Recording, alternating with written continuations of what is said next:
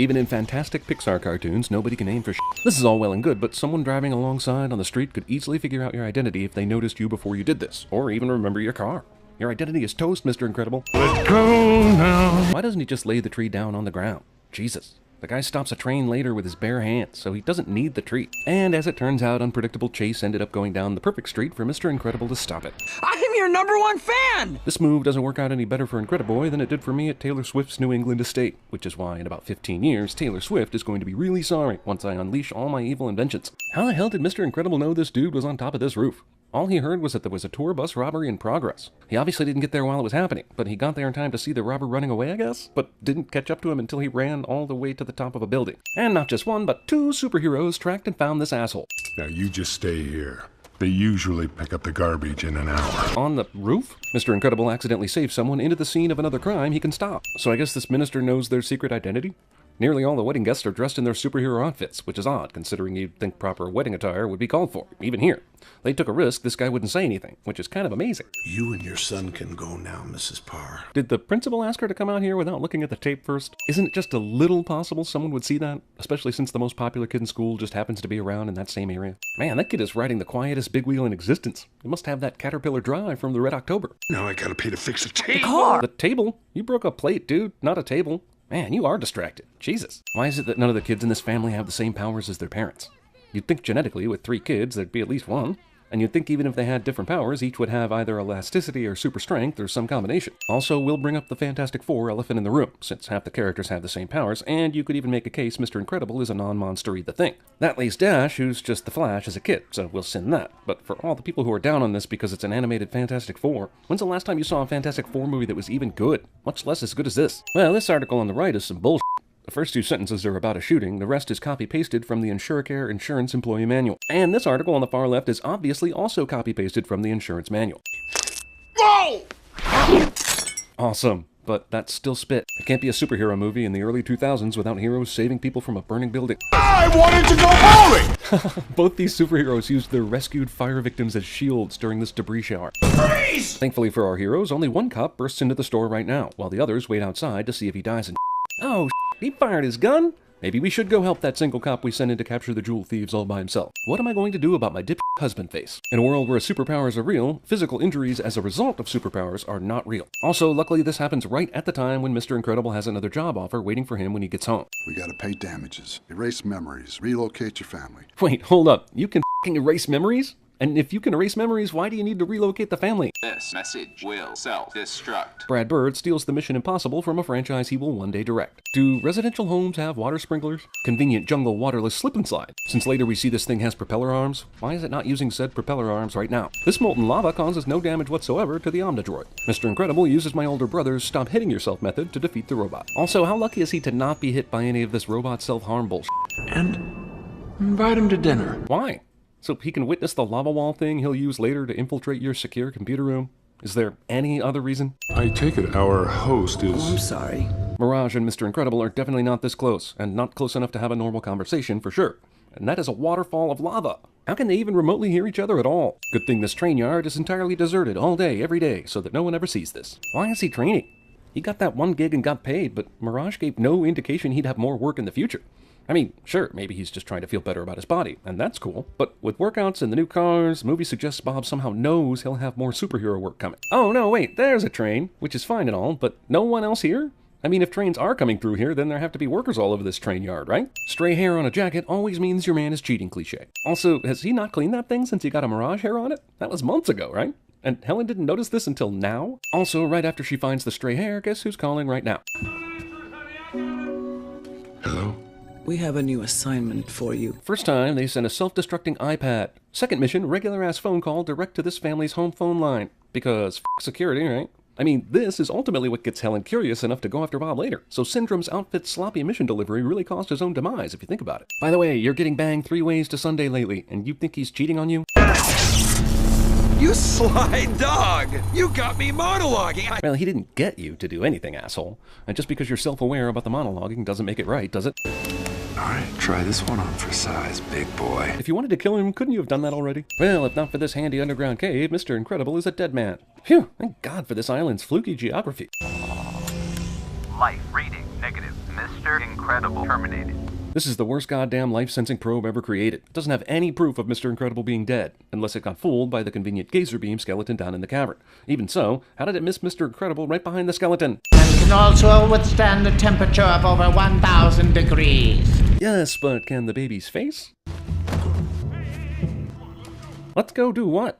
Can't that asshole radio it in? Luckily, Mirage just happens to be looking down and has no peripheral vision whatsoever, as Mr. Incredible holds a giant statue over his head. Well, that's awesome that Mr. Incredible was able to use that password that Gazer Beam just happened to carve into the cavern walls with his last dying breath. But how did f***ing Gazer Beam learn that damn password? Also, Super Genius Syndrome uses a 6-letter password for the computer that holds the secret to all his island operations. It's pretty ridiculous that all these superheroes died and there wasn't one word about it through their network.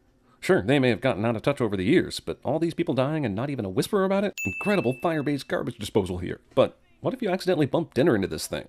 Shouldn't the fire at least be button activated? Pull yourself together! Encouragement abuse. Abusagement. Take that off before somebody sees you. Who's going to see it? You're in a bedroom where you just closed all the blinds. Snug, I'm calling in a solid you owe me. Snug ex machina. You know, I was right to idolize you. I always knew you were tough. But tricking the probe by hiding under the bones of another super? Oh, man! Maybe it shouldn't be Mr. Incredible's amazing trick you're amazed by, but the horrible failure of your probe to detect him. Besides, hiding under? Where is he hiding under? Also, how the f*** do you know that's what he did? Your probe didn't notice him. Did you send another better probe after the fact?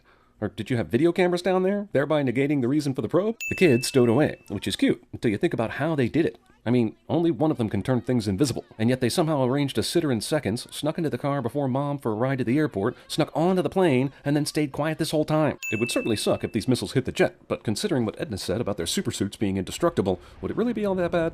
They'd probably survive that.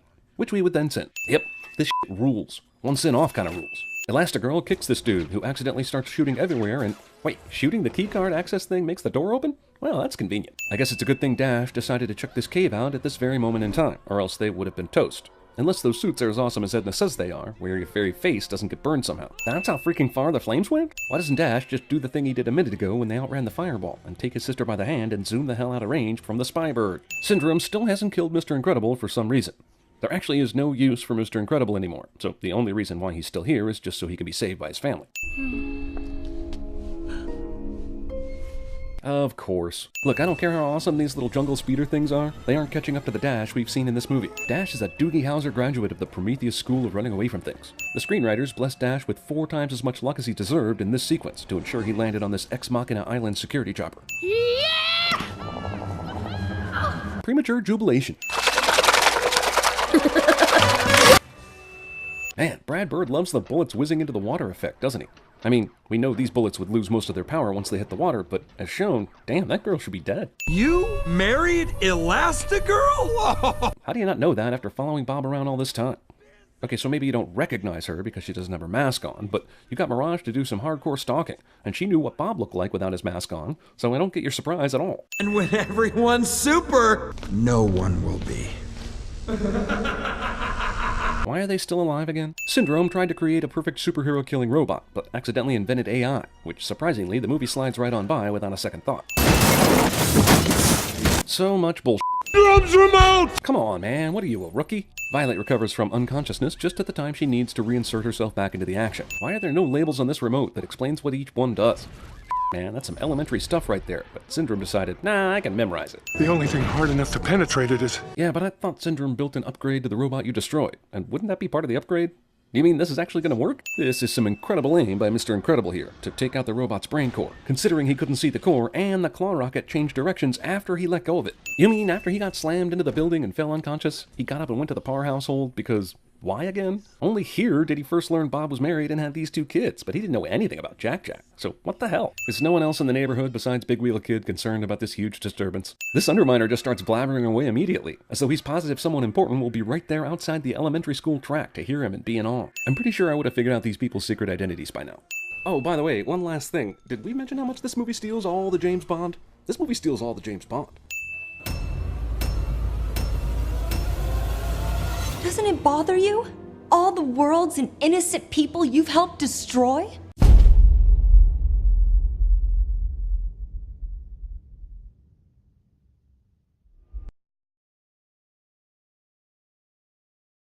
Do you find something comical about my appearance when I'm driving my automobile? Why don't you tell our daughter about it, honey? Janie, today I quit my job. And then I told my boss to go f himself, and then I blackmailed him for almost $60,000. Pass the asparagus. You have a problem with authority, Mr. Anderson. You believe that you are special, that somehow the rules do not apply to you. Obviously, you are mistaken. Press elevator. Diner guy, snag on takeoff. Splashdown, sucked into a vortex. No capes. Well, it is good cape weather. Cool, breezy. Why a cape? Who wears a cape? Where do you even get a cape? I did a Peter Pan right here off of this dam, right here. She's got a fat ass. You've beaten my giant, which means you're exceptionally strong. So you could have put the poison in your own goblet, trusting on your strength to save you. So I can clearly not choose the wine in front of you. You know what I do? I connect. I get people off. I look for the one guy who isn't getting off, and I make him get off. And when everyone's super... Maniacal laugh. No one will be. Maniacal laugh. Maniacal laugh. Maniacal laugh. You tell me when I saw this woman! We are talking about the greater good! Greater good! How can this be for the greater good? The greater good.